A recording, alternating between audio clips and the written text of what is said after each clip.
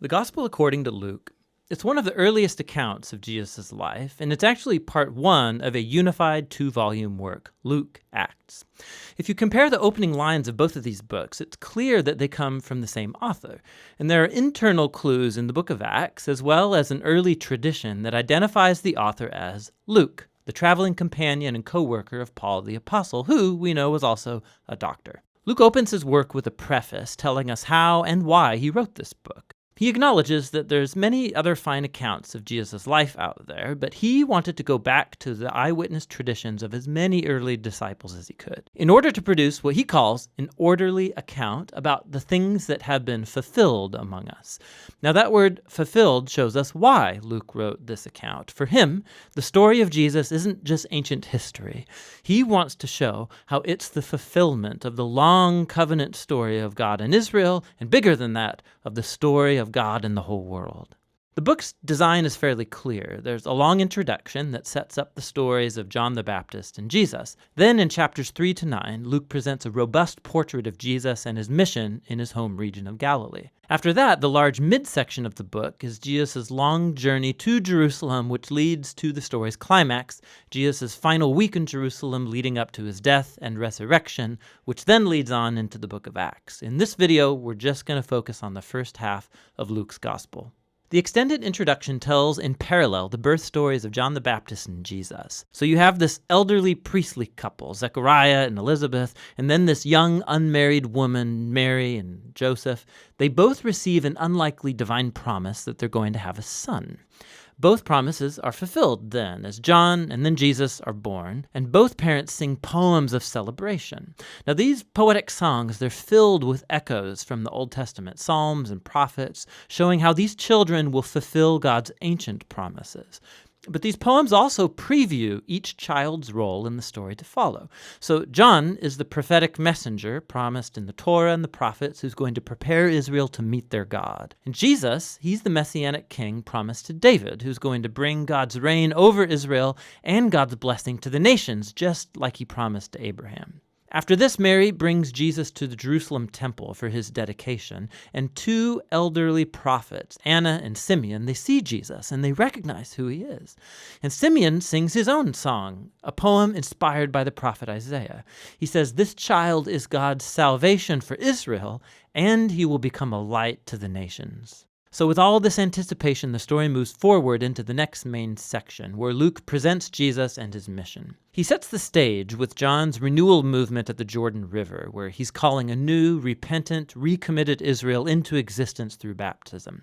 He's preparing for the arrival of God's kingdom. And then Jesus appears as the leader of this new Israel, and he's marked out by the Spirit and the voice of God from heaven. He is the beloved Son of God. After this, Luke follows with the genealogy, and it traces Jesus' origins back to David, then back to Abraham, and then all the way back to Adam from the book of Genesis.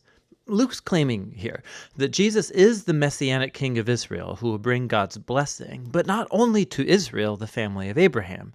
He is here for all the sons of Adam, for all humanity. After this, Luke has strategically placed the story of Jesus going to his hometown Nazareth, where he launches his public mission. At a synagogue gathering, Jesus stands up and he reads from the scroll of Isaiah, saying, "The Spirit of the Lord is upon me, to preach good news to the poor and freedom for the prisoners, new sight for the blind and freedom for the oppressed." Now, along with the other Gospels, Jesus is presented here. He's the Messianic King bringing the good news of God's kingdom. But what Luke uniquely highlights are the social implications of Jesus' mission. So he brings freedom. The Greek word is aphesis. It literally means release, and it refers to the ancient Jewish practice of the year of Jubilee described in Leviticus 25. It's when all Israelite slaves were released, when people's debts were canceled, when land that was sold is returned back to families. It's all a symbolic reenactment of God's liberating justice and mercy. And then Jesus says that this good news of release is specifically for the poor. Now, in the Old Testament, the poor, or in Hebrew, ani, it's a much broader category than just people who don't have very much money. It refers also to people of low social status in their culture, like people with disabilities or women and children and the elderly. It also can include social outsiders, like people of other ethnic groups, or people whose poor life choices have placed them outside acceptable religious circles. And Jesus says that God's kingdom is especially good news for these people. So after this, Luke immediately puts in front of us a large block of stories, showing us what Jesus' good news for the poor looks like. It involves the healing of a bedridden sick woman, or a man who has a skin disease, or someone who's paralyzed. There are stories here also about Jesus welcoming into his community a tax collector like Levi, who's not financially poor, but he is a social outsider.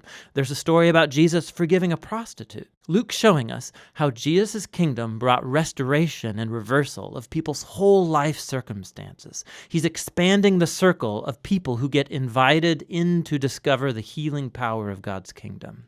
And as Jesus' mission attracts a large following, he does something even more provocative.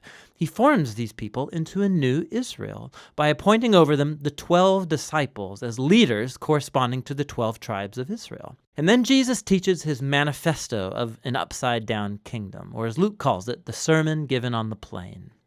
He says God's love for the outsider and the poor means that his kingdom brings a reversal of all of our value systems. He is here to form a new alternative people of God who are going to respond to Jesus' invitation by practicing radical generosity, by serving the poor. People who are going to lead by serving and live by peacemaking and forgiveness. People who are deeply pious but who reject religious hypocrisy. Now, Jesus' radical kingdom vision, his claim to divine authority, it starts to generate resistance and controversy, especially from Israel's religious leaders. His outreach to questionable people, it's a threat to their religious traditions and their sense of social stability. And so they start accusing Jesus of blaspheming God, of being a drunk and mixing with sinners. And so this section culminates in a new revelation of Jesus' mission to his disciples.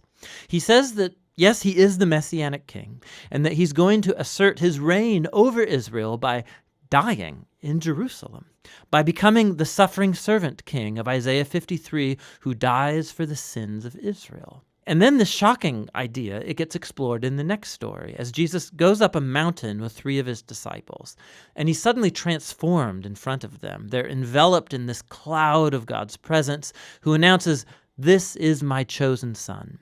And then Moses and Elijah are there, the 2 other prophets who encountered God's presence and voice on a mountain.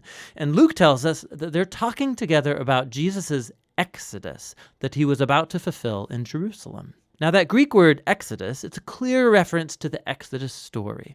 Luke is portraying Jesus here as a new Moses who will lead his newly formed Israel into freedom and release from the tyranny of sin and evil in all of its forms, personal, spiritual, and social. And that's going to lead us into the second half of the book. But for now, that's the first half of the Gospel according to Luke.